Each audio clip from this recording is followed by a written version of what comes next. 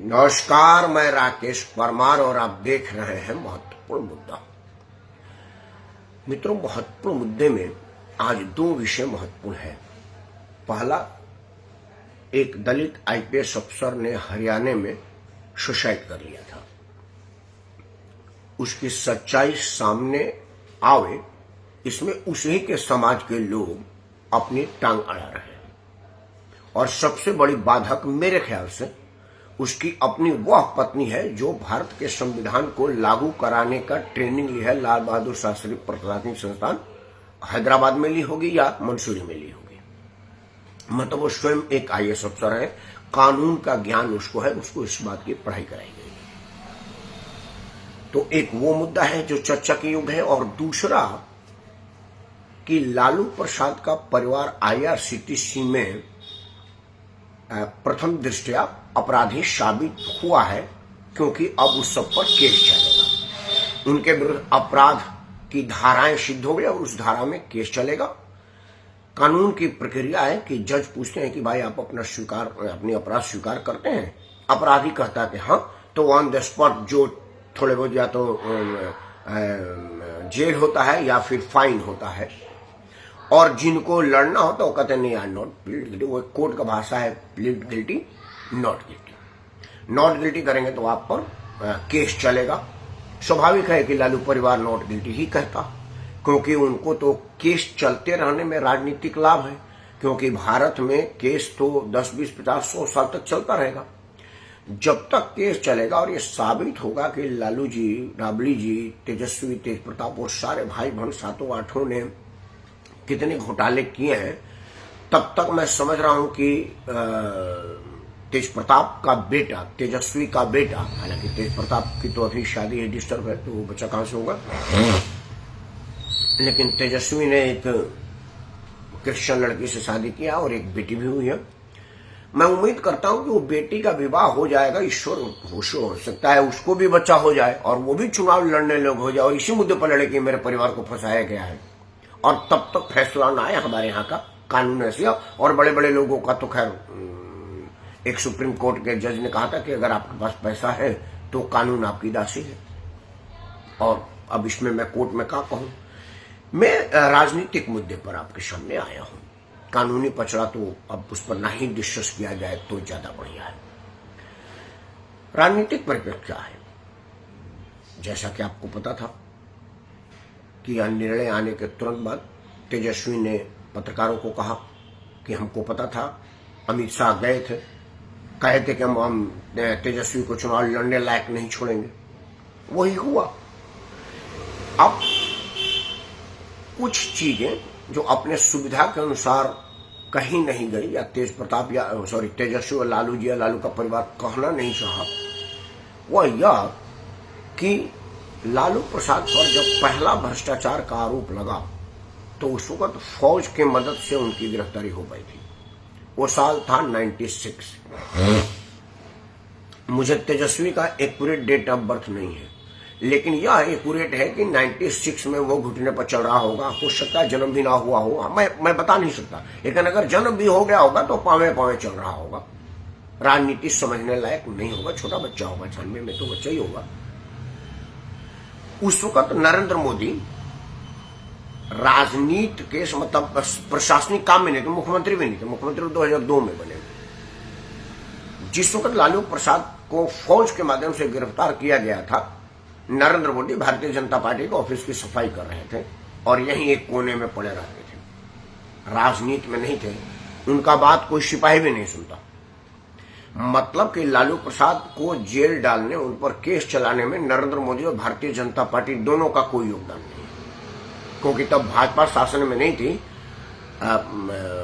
देवगौड़ा साहब शासन में थे, जिसको लालू जी के समर्थन में बने थे। यह ध्यान देने वाली बात है कि जब पहली बार लालू प्रसाद यादव की गिरफ्तारी हुई, उस वक्त देवगौड़ा साहब का हुकूमत था देश में, प्रधानमंत्री वो थे और लालू प्रसाद बिहार के मुख्यमंत्री थे। उनकी गिरफ्तारी हुई, उन्होंने अपनी पत्नी को मुख्यमंत्री बना दिया। वो तो आप सबको पता है, मैं वहां नहीं जा रहा हूं, मैं वहां जा रहा हूं जो आप लोगों को बताना चाह रहा हूं। उसके बाद लालू प्रसाद पर सारे आरोप खुलने लगे, चारा घोटाला, दाना घोटाला, फलाना घोटाला। वो केस चल रहा, उसमें सजायाफ्ता है, जेल में थे, जमानत पर है। उसके बाद केंद्र में सरकार आई कांग्रेस की, लालू प्रसाद यादव जमानत पर आए, आकर के चुनाव लड़ा और 2004 से 2009 तक भारत सरकार में रेल मंत्री रहे। रेल मंत्री का रहने वाले पूरे कारनामे में नरेंद्र मोदी गुजरात में उसी कांग्रेस सरकार के द्वारा सताए जा रहे थे। वही जांच एजेंसियां जो अभी इनको नोटिस दे रही है, वहां पर नरेंद्र मोदी को भी गुजरात में रोज बुला करके सुबह बुलाती थी, शाम को बैठाती थी, कहती थी आज मन नहीं है कल आना। मतलब मानसिक संताप के अलावा शारीरिक संताप भी दिया जा रहा था, नरेंद्र मोदी को तोड़ा जा रहा था, नरेंद्र मोदी टूटे नहीं। मतलब उस वक्त भी केंद्र की कोई भी एजेंसी मोदी के नियंत्रण में नहीं थी, क्योंकि केंद्र में मनमोहन सिंह की सरकार थी जिसको लालू प्रसाद यादव समर्थन दिए थे। हालांकि उनके सुविधा के लिए केंद्र सरकार ने एक बिल पास किया था कि कोर्ट वोट के केस हुए से कोई फर्क नहीं पड़ता, आदमी सरकार में बना रहेगा। और यही राहुल गांधी ने उस बिल को फाड़ करके फेंक दिया था और लालू प्रसाद को इस्तीफा देने पर मजबूर किया था। 2009 में उनको इस्तीफे पर आना पड़ा क्योंकि उन पर सजा फिक्स हो गई थी। मतलब नरेंद्र मोदी तब भी नहीं थे। यह सब की बातें आप लोगों को इसलिए बताया जा रहा ताकि वो जो भाषणबाजी हो रही है ना, वो उसमें और दोनों में फर्क समझा जाए।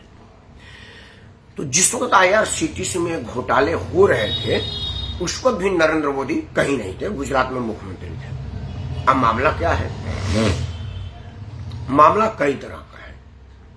जैसे हमारे यहां भी जन्मदिन होता है, आस पड़ोस के 2-4 लोगों को बुलाते हैं, आधा किलो केक मंगवाते हैं, खीर पूरी बनाते हैं, अपने घर परिवार के लोग खाते हैं। जो 2-4 लोग अड़ोस पड़ोस आते हैं उनको केक का टुकड़ा देते हैं, प्रणाम करते चले जाते हैं। उसमें से कोई आदमी 11-51 गिफ्ट भी दे जाता है, कभी कोई पेन दे जाता है। और एक बार, अब उसका नाम रखना ठीक है कि नहीं, आजकल बहुत बड़ा आदमी है, उसने एक बार मोबाइल मेरे बेटे को गिफ्ट दिया था, एक बार एक जैकेट गिफ्ट दिया था, एक बार कुछ और चीज गिफ्ट दिया था। मतलब मैं सरकार के किसी अंग में नहीं हूं, सरकारी किसी काम में नहीं हूं, मैं उसका ESIF का काम करता हूं और पैसा नहीं लेता। मतलब देखिए, ये लाभ हानि का आपको एग्जाम्पल मैं अपने यहां से दे रहा हूं आपको। चूंकि वो उसके पिताजी से मेरे संबंध थे, अनफॉर्चुनेट उसके माता पिता दोनों नहीं रहे, और जिस वक्त मैं उसके कंपनी के या दुकान का काम देख रहा था उस वक्त ये घुटने पर था।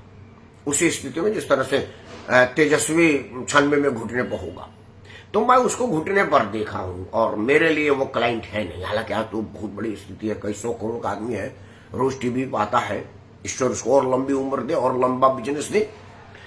तो वो मैं उसको ये कहता था कि यार देख, मैं तेरे को क्लाइंट नहीं मान सकता और कंपनी मालिक नहीं मान सकता, मेरा मन नहीं मानेगा, तो मैं उससे पैसा नहीं लेता था। काम भी उसका इतना बड़ा नहीं था कि बहुत मेरे को डिस्टर्बेंस हो।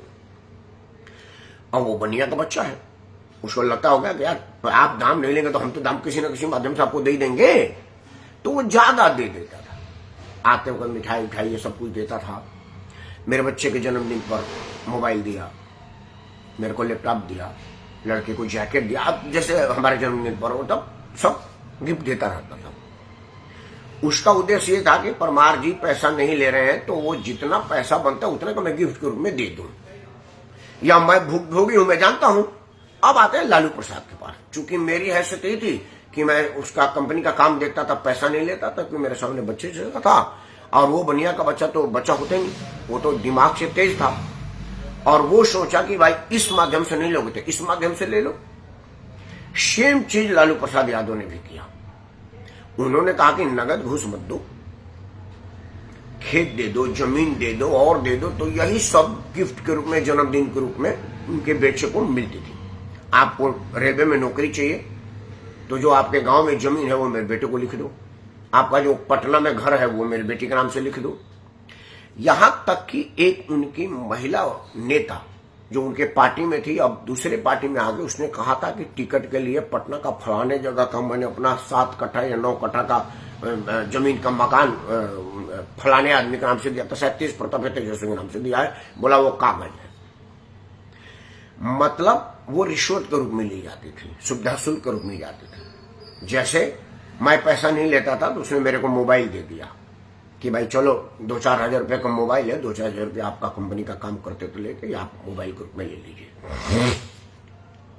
लालू प्रसाद के पर यही है कि उन्होंने होटल को प्राइवेट को दिया और उसका टेंडर फीस कम रखा ताकि होटल को फायदा हो, और वो फायदे का जो रकम हो वो मेरे को पटना में जमीन के रूप में, दिल्ली के घर में, गुड़गांव के घर के रूप में और रूपों में दे दें। अब लालू प्रसाद का परिवार भाषण दे रहा है कि देखिए यह जो मामला है उस वक्त का है जब मैं 13 साल का था, मैं 8 साल का था, मैं 5 साल का था, तो मैं कैसे घोटाला करूं? ना बबुआ, तुमने घोटाला नहीं किया, तुम्हारे पिताजी ने किया है। वही पिताजी जिसकी राजनीति लेगेसी लेकर के तुम आगे चल रहे हो, जिनके राजनीति को भुना रहे हो और मुख्यमंत्री बनने की दावेदारी कर रहे हो। तो वो बढ़े पूत पिता के घर में, तो मरे भी पूत पिता के घर में। राजनीति की जो आपका राजनीतिक मौत होगी वो आपके पिता के कर्मों से ही होगी। बिहार की जनता इस बात को पूछ रही है, जान रही है, समझ रही है। मतलब कि जो राजनीतिक वेंडेटा की बात वो लोग कह रहे हैं वो इसमें कहीं नहीं है, क्योंकि जिस वक्त का कांड है उस वक्त आप केंद्र में मंत्री थे और आपके समर्थन में केंद्र में सरकार चल रही थी, और जिस वक्त आपका पहली बार शुरुआत हुआ था उस वक्त नरेंद्र मोदी प्रशासन में नहीं थे, भारतीय जनता पार्टी के किसी कार्यालय में बैठ रहे होंगे, क्योंकि वो पार्टी पदाधिकारी थे, संघ के स्वयंसेवक ग्रुप हो सकते हैं, कहीं गांव में कोई संघ का दिया हुआ काम कर रहे होंगे। मतलब आपके इस केस में फेस करने में कहीं से नरेंद्र मोदी का योगदान नहीं है। अब एक प्रश्न उठा कि जो केस सीबीआई ने साक्ष्य का अभाव में बंद कर दिया वो क्यों खुल गया? यह बड़ा महत्वपूर्ण मुद्दा है और इस पर डिस्कस होना चाहिए और खूब होना चाहिए। क्या होना चाहिए? सही में वही सीबीआई है। जब मनमोहन सिंह की सरकार थी तो उसके पास सबूत नहीं मिला, और जब मनमोहन सिंह की सरकार चली गई तो उसको सबूत मिल गया। तो मेरा अपना मांग है कि एक केस साथ में और खुल जाए। जिन लोगों ने उस वक्त साक्ष्य अभाव की कमी देकर के क्लोजर रिपोर्ट लगाया था उनको भी एक नोटिस देकर के पूछा जाए कि भाई किस आधार पर आपने केस को क्लोज किया था और अभी जो आधार है वो क्या है। नोटिस दोनों आदमी को जारी हो, जिसने क्लोज किया उसको भी और जिसने ओपन किया उसको भी। क्लोज करने वाले को पूछो कि आपको साक्ष्य क्यों नहीं मिला, और ओपन करने वाले को पूछो कि आपको कौन सा साक्ष्य मिल गया। दोषी कोई एक तो है, या तो क्लोज करने वाला या ओपन करने वाला। अगर यह एक बार हो जाए इस देश में तो विश्वास मानिए पॉलिटिकल वेंडेटा से कोई केस नहीं होगा और पॉलिटिकल बेनिफिट से कोई केस से बरी नहीं होगा। अब तक ये देखा जाता है कि जितने भी राजनीतिक दल के लोग हैं सजा कोई नहीं पाते, केसेस चलती रहती हैं, और जब उसके सुविधा की सरकार आती है या उसको राजनीतिक बेनिफिट किसी को देना किसी को लेना होता है तो गिव एंड टेक में उसके केस को माफ कर दिए जाते हैं। 2-4 उदाहरण दे देता हूं। ताज कॉरिडोर घोटाला में मायावती पर केस था, लगा कि वो गिरफ्तार हो जाएंगे और उनकी राजनीति खत्म हो जाएगी। उस वक्त प्रणब मुखर्जी को राष्ट्रपति बनना था। प्रणब मुखर्जी गए मायावती के घर, बाहर आके बयान दिया कि मायावती जी ने कुछ नहीं किया, बिल्कुल पाक साफ, नीट एंड क्लीन। एक आदमी जो केंद्र में मंत्री रहा है और राष्ट्रपति बनने जा रहा है उसका यह बयान इशारा था सरकार को, और ताज कॉरिडोर में वो बेनिफिट उनको मिला और वो बरी हो गई और प्रणब मुखर्जी राष्ट्रपति बन गए।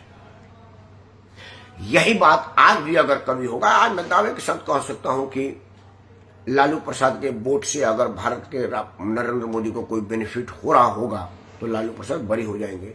जैसे शरद पवार का भतीजा बरी हो गया, असम का मुख्यमंत्री बरी हो गया, पश्चिम बंगाल का विपक्ष का नेता बरी हो गया।